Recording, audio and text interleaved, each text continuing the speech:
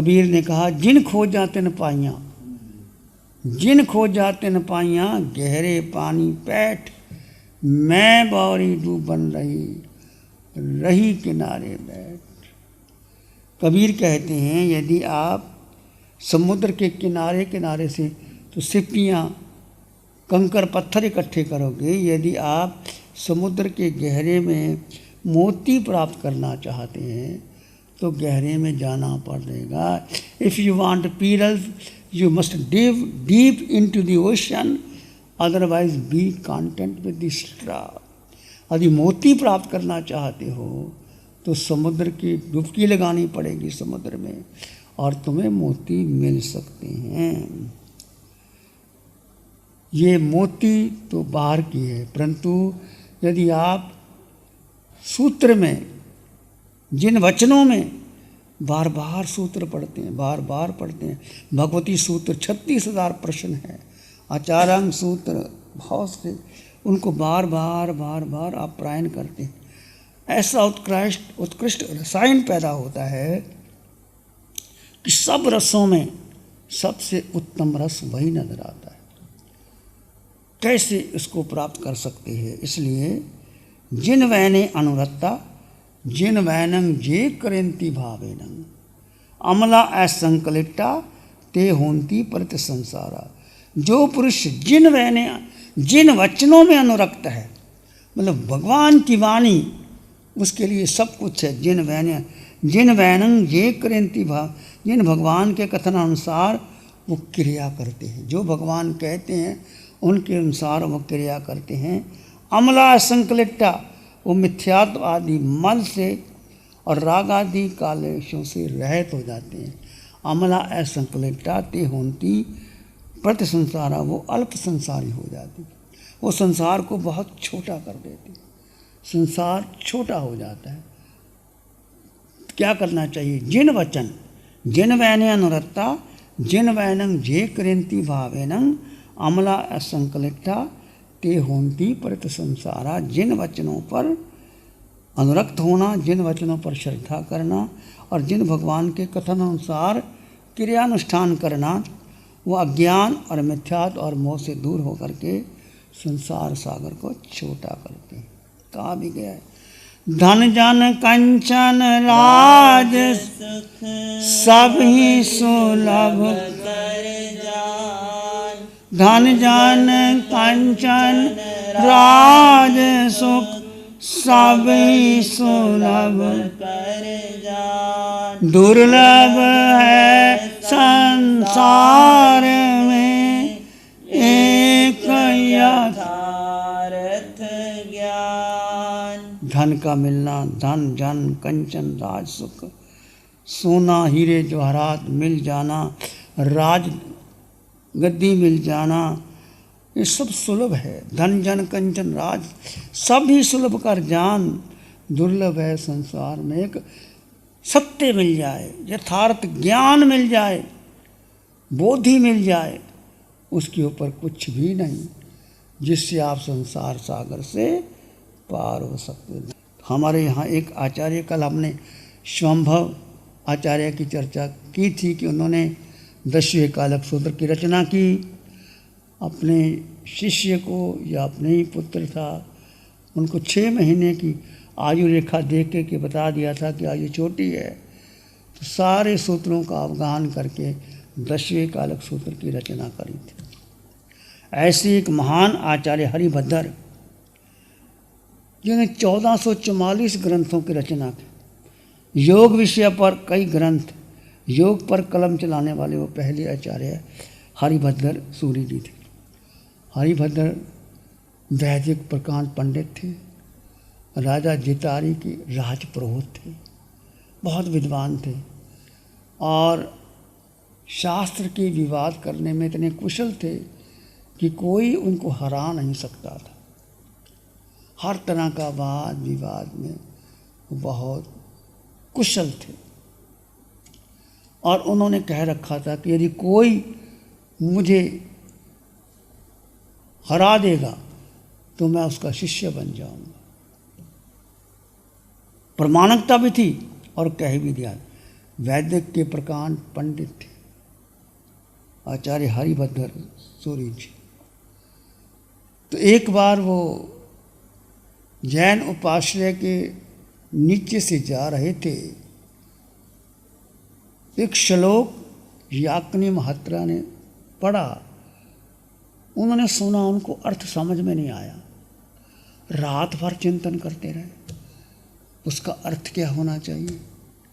विद्वान थे, प्रामाणिक थे, झूठ भी नहीं बोल सकते कि मुझे पता नहीं था। यदि सुबह उठ कर के उपासना में आए और प्रार्थना की याकनी महात्रा से कि भगवती, जो रात आपने श्लोक का उच्चारण किया था वो मुझे समझ में नहीं आया, उसका अर्थ क्या है, और मैंने संकल्प किया है कि जो मुझे शास्त्रार्थ में हरा देगा, इस श्लोक का अर्थ बता देगा, मैं उसका शिष्य बन जाऊंगा। स्पष्ट बात याकनी महात्रा को कह दी। याकनी महात्रा जिनदत्त सूरी के पास उनको ले गई और वहाँ जा कर के उन्होंने उनका अर्थ बताया श्लोक का और जैन धर्म के बारे में समझाया। पहले तो विद्वान वैदिक धर्म के ज्ञाता थे, तो जिनदत्त सूरी जी ने उनको जैन धर्म के बारे में ज्ञान दिया, तो वो जैन धर्म में उनको दीक्षित कर दिया गया और बहुत प्रकांड पंडित थे, आचार्य बना दिया गया। बहुत प्रकांड पंडित थे, आचार्य बन गए। उसके बाद उन्होंने शास्त्रार्थ करते थे। पहला ज़माना था शास्त्रार्थ करने का, जो हार जाता था, बहुत कुछ उसके फंक्शन किए जाते थे, जुलूस निकाले जाते, वाद पर वाद होता था। वो ज़माना था, एक ज़माना ऐसा ही था। तो बौद्धों ने उनके दो शिष्य, एक हंस और परमहंस को मार दिया, बौद्धों ने मार दिया। आचार्य हरिभद्र को बहुत गुस्सा आया और दो शिष्य उनको बहुत प्रिय थे, उनको क्रोधित हो गए। उन्होंने कहा कि बौद्धों ने मेरे दो शिष्य को मारा है, मैं बदला लूँगा।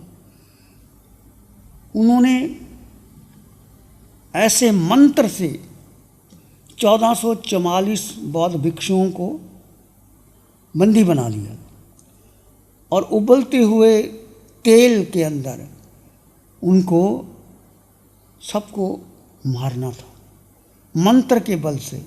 इतने प्रकांड पंडित थे। और पता लगा, त्राही त्राही हो गई कि आचार्य हरिभद्र 1444 बौद्ध भिक्षुओं को काल धर्म में उतार देंगे, कड़कते तेल में उसको भस्मीभूत कर देंगे, पर कोई उनके सामने आ नहीं सकता।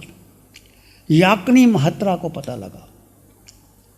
याकनी महात्रा को उन्होंने एक माँ का दर्जा दिया था, अपनी गुरनी बनाया था, जिन्होंने उनको अर्थ बता करके जिनदत्त सूरी के पास लेके गई।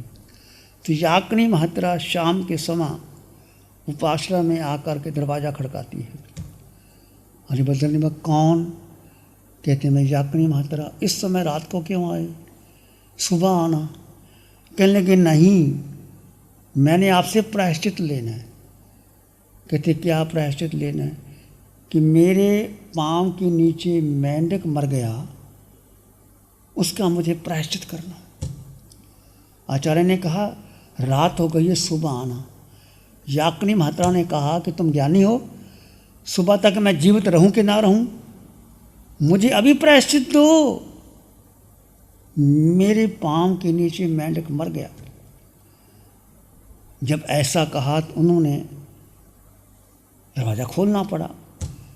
दरवाज़ा खोलने पर तो उन्होंने कहा क्या प्रायश्चित आता है, बनते दो। उन्होंने कहा आपको तेले का प्रायश्चित था, 3 उपवास आपको करना पड़ेगा। याकनी महात्रा ने कहा 3 उपवास? एक क्षुद्र जीव की हत्या अनजाने में हो गई, उसके लिए 3 उपवास करने पड़ेंगे? हाँ, शास्त्र में यही लिखा है, पंचेंद्रिय बद्ध हो जाए तो 3 उपवास करने पढ़ते हैं। याकनी महात्रा ने कहा, महाराज मुझे 3 उपवास का दंड देते हो तो आप 1444 बौद्ध भिक्षुओं का कत्ल करोगे, मारोगे मंत्र बल पर, क्या तुम्हें पाप नहीं लगेगा? याकनी महात्रा ने कहा तो आंखें खुल गई उनकी, अहंकार में आ गए थे बदला लेने के लिए कि मेरे 2 शिष्यों को, हंस और परमहंस को मार दिया। विद्वान तो थे, अहंकार आ गया था, क्षमा मांगी, मेरी गलती है। देखो व्यक्ति बड़ा कब होता है? जब वो क्षमा मांग लेता है। यदि वो अकड़ जाए, नहीं तुम कौन होती है कहने वाले, मैं तो ऐसा करूँगा, तो व्यक्ति नीचे गिरता है। कितने बड़े महान आचार्य हैं जो मंत्र बल के मुताबिक 1444 भिक्षुओं को मारने वाले, बदला लिया कि मेरे 2 शिष्य को, हंस परमहंस को क्या कर दिया? समाप्त कर दिया, मार दिया, और मैं इनको मारूंगा। तो याकनी महात्रा ने अवसर दे करके, ये अवसर की बात होती है, सीधा बात करो तो बात नहीं बनती, तुम किसी को सीधी बात करो नहीं। उन्होंने पूछा प्रायश्चित क्या होता है? मेरे हाथ से पाम की नहीं मैटिंग मर गया, तेले का प्रायश्चित कि विधान तो यही है, पंचेंद्रिय का वध करो, तेले का प्रायश्चित होता। अच्छा तुम्हें क्या लगेगा जब तुम 1444 भिक्षुओं की संकल्प करके मंत्र बल पर उनको मार डालोगे? सुनो महाराज, आंखें खुल गई, क्षमा मांगी, मुझे क्षमा कर दो, मैंने बहुत बड़ी भूल की थी। उस आचार्य ने आलोचना, प्रतिक्रमण, प्रायश्चित, शुद्धि की और प्रायश्चित उतर गया। वही आचार्य हरिभद्र, ऐसा आचार्य जिन्होंने 1444 ग्रंथों की रचना की, योग के विषय में प्रथम टीकाकार, कई ग्रंथ योग पर कलम चलाने वाले पहले आचार्य हरिभद्र जी हुए। ऐसे महान आचार्य जो वैदिक परंपरा में उच्च कोटि के विद्वान जैन संत बन जाते हैं, उन्होंने आचार्य बना दिया, साधु बना दिया, दीक्षा ले ली, सत्य। तो कहने का अर्थ,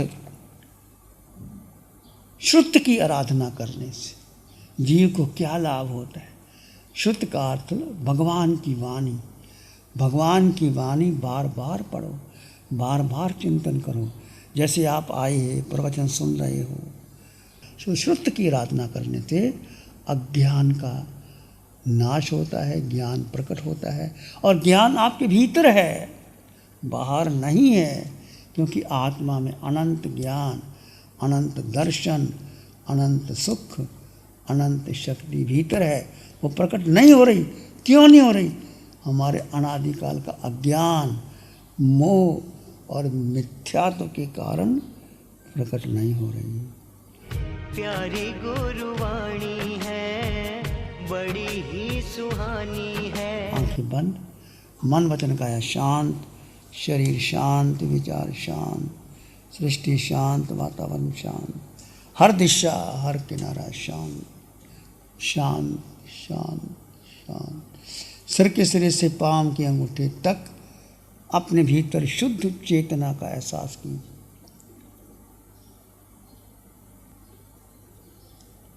दो तत्व साथ साथ हैं पर अलग अलग।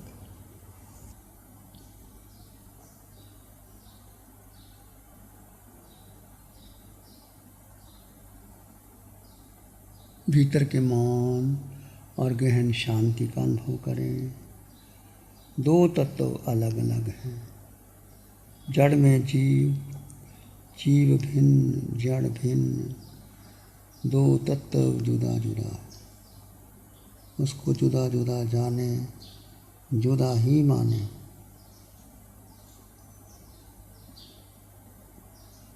इसी में एक लंबा गहरा सांस लें। अरिहंत परमात्मा के चरणों में अनंत कृतज्ञता ज्ञापित करें। एक और लंबा गहरा सांस। अरिहंत परमात्मा के चरणों में नमन और वंदन दोनों हाथों को आंखों पे ले जाएं, हल्का सा स्पर्श, धीरे से आंखें खोल सकते हैं। नमो अरिहंतानं, नमो सिद्धानं, नमो आयर्यानं, नमो उवज्जायानं, नमो लोय सप्साहुनं।